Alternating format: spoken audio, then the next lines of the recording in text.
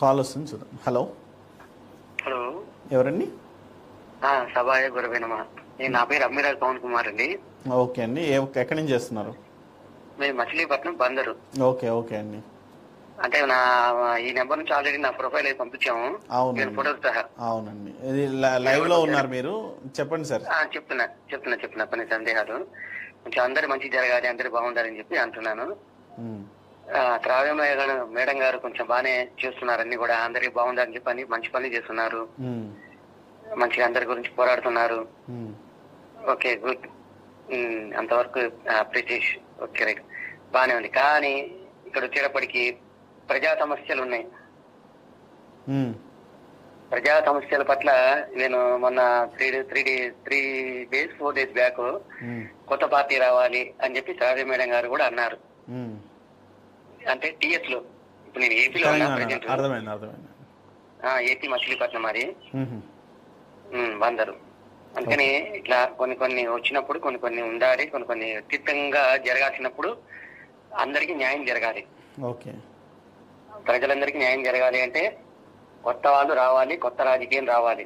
Madam ఆలోచన ఏంటంటే 83% ఎవరైతే బీసీలు ఉన్నారో బీసీలకు ఒక కొత్త పార్టీ రావాలి, బీసీల్లో నాయకులు ఉండాలి అనేది మేడం ఆలోచన.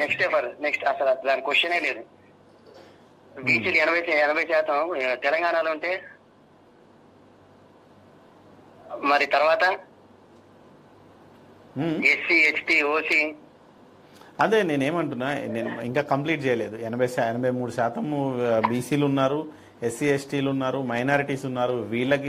వీళ్ళతో అసలు ఇది లేకుండానే ప్రభుత్వాలు రెడ్ల రాజ్యం అయితే రెడ్లు లేదా చౌదరీస్, ఈ రెండు ఇట్లలోనే కొట్టుకుంటుంది రాజకీయం. అయితే మేము అర్హత మా ఇద్దరికే ఉంది అనే పరిస్థితులు ఉన్నాయి.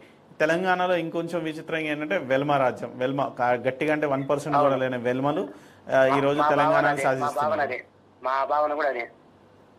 సో ఈ ఉన్నత కులాలు అనేది టార్గెట్ కాదు, కానీ బీసీలలో నాయకులు లేరా?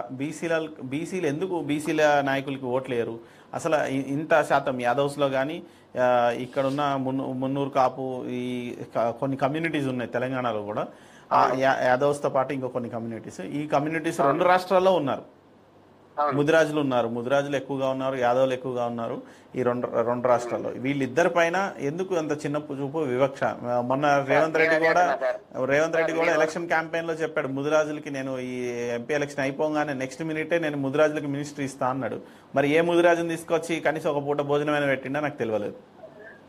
నేను అది అంటున్నా సార్. ఏమంటున్నా అంటే రాష్ట్ర పరంగా ఎక్కువ శాతం ఉన్నది 80% బీసీలు. ఓకే, రైట్, పక్కన పెట్టండి.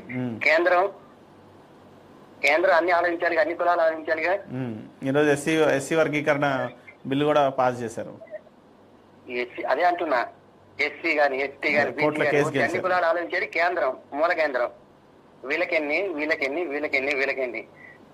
ప్రత్యామ్నాయం చేయాలి. చేయలేని పక్షంలో ఇలాంటివన్నీ కొత్త పార్టీలు పుట్టుకొస్తూనే ఉంటాయి. అందుకని పుట్టుకొస్తూనే ఉంటాయి. ఈ మన ఆంధ్రాలో కేఏ పాల్ అని, ఇంకా ఎవరు రామచంద్ర యాదవ్ అని, మన ఇక్కడ అదే చాలా పార్టీలు ఉన్నాయి. ఏపీలో దగ్గర 25 పార్టీలు ఉన్నాయి. 25 పార్టీలు ఉన్నాయి. రామచంద్ర యాదవ్ అంటే ఆయన ఫోకస్ అంతా పెద్దిరెడ్డి రామచంద్రారెడ్డి పైన ఉంది. కుప్పం కాదులేండి, ఇది మదనపల్లి అక్కడే సేమ్ డిస్ట్రిక్ట్. అట్లా కొత్త పార్టీలు వస్తూనే ఉన్నాయి. ఇలా పోరాడే వరకు మీరు పోరాడుతూనే ఉన్నారు. చాలా మంచి ఇంప్రెషన్ మేడం గారి పరంగా, చాలా మంచి ఇంప్రెషన్. థ్యాంక్ యూ అండి. కులాలు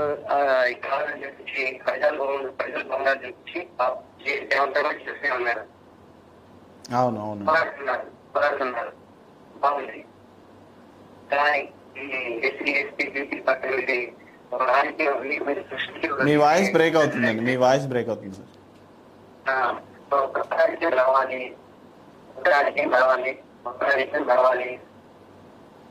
కొత్త రాజకీయాలు వస్తే ప్రజాపరం మారుతుంది. కొత్త రాజకీయాలు రావాలి, ఓన్లీ యువతకే అవకాశం దొరకాలి. యువతకి అవకాశం దొరికితేనే ఈ స్కూళ్ళు, విద్య, వైద్యము, ఆరోగ్యము, నిధులు, నీళ్లు వీటిపైన కరెక్ట్ గా ఫోకస్ చేయగలుగుతారు. మీ వాయిస్ కట్ అవుతుంది. ఈ కులానికి బీసీకి 20%, అదే కాకుండా కులానికి అతీతంగా చేస్తే కొత్త పార్టీ పుట్టుకు వస్తే తెలంగాణలో పునర్విభజన ఉంది, పునర్వ్యవస్థీకరణ ఉంది, నియోజకవర్గాల పునర్వ్యవస్థీకరణ ఉంది ఇంకొక 2 ఏళ్లలో. ఆ 2 ఏళ్లలో పునర్వ్యవస్థీకరణలో కొన్ని అసెంబ్లీ సెగ్మెంట్స్ పెరుగుతాయి. కుల ప్రాతిపదిక అంటే కుల ప్రాతిపదిక కాదు, బీసీ రిజర్వేషన్ ప్రాతిపదికలు కూడా ఉంటాయి. మహిళా రిజర్వేషన్ పెరుగుతాయి, ఎందుకంటే 33% మహిళా రిజర్వేషన్ ఏదైతే ఉందో దాని విషయంలో కావచ్చు, కొంత బీసీల విషయంలో కావచ్చు. కులగణన తెలంగాణలో ముఖ్యంగా కులగణన జరగాలి. ఈ కులగణన విషయంలో కూడా కొంచెం రాష్ట్రాలు కొంచెం ముందరికి వెళ్తే, ఎందుకంటే గతంలో 1958లోనే ఎప్పుడో కులగణన చేశారు. అదే ఫార్ములాని పట్టుకొని ఇప్పటి వరకు కులగణన చేయకుండా అదే ప్రాతిపదికన నియోజకవర్గాల పునర్విభజనలు చేసి అన్ని గందరగోళంగా ఉంది. సో కులగణన జరగాలండి, జరిగితేనే ఎవరైతే అనేది తెలుస్తుంది. అదే సార్, ఇప్పుడు మేడం ఉద్దేశం, మేడం ఐడియాలజీ కానీ మేడం ఉద్దేశం ఏంటంటే, ఇప్పుడు ఏదైతే రుణమాఫీ ఇంటికి ఒకరికే ఇచ్చాడో, రైతు రుణమాఫీ ఒక రేషన్ కార్డుకి ఒకరికి మాత్రమే ఎలా అయితే రుణమాఫీ ఇచ్చాడో, అలాగే రిజర్వేషన్ల విషయంలో కూడా ఒక ఎస్సీ కుటుంబానికి లేదంటే ఒక ఎస్టీ కుటుంబానికి లేదంటే ఒక బీసీ కుటుంబానికి ఏదైనా రిజర్వేషన్స్ వస్తే కుటుంబంలో ఒకరికి ఇచ్చి మిగతా బీసీ కులాలకి లేదంటే మిగతా ఓసీలకు కూడా న్యాయం జరగాలి. ఎందుకంటే ఈ ఎస్సీ ఎస్టీ ఓసీ బీసీ ఈ కులాలన్నిటికీ సంబంధించి పేదవాళ్ళు ఉన్నారు, గొప్పవాళ్ళు ఉన్నారు. సో ఒకే కుటుంబం నుంచి లేదంటే ఒకే కులం నుంచి అందరికీ రిజర్వేషన్స్ అనేసరికి విద్యార్థులు కావచ్చు, నిరుద్యోగులు కావచ్చు రోడ్ ఎక్కున్నారు. ఆ రోడ్డు మీద ఉన్న విద్యార్థుల ఘోష వర్ణనాతీతం. ఎందుకంటే నాకు ఈ క్యాస్ట్ వల్లే ఈ 3 మార్కుల్లో జాబ్ రావట్లేదు. అందరూ గ్రూప్ 1 గ్రూప్ 1 లాంటి కాంపిటేటివ్ ఎగ్జామ్స్కే రాసుకుంటున్నారు, ఎందుకంటే అదైతే రిజర్వేషన్స్ కోటాలో రాదు కాబట్టి.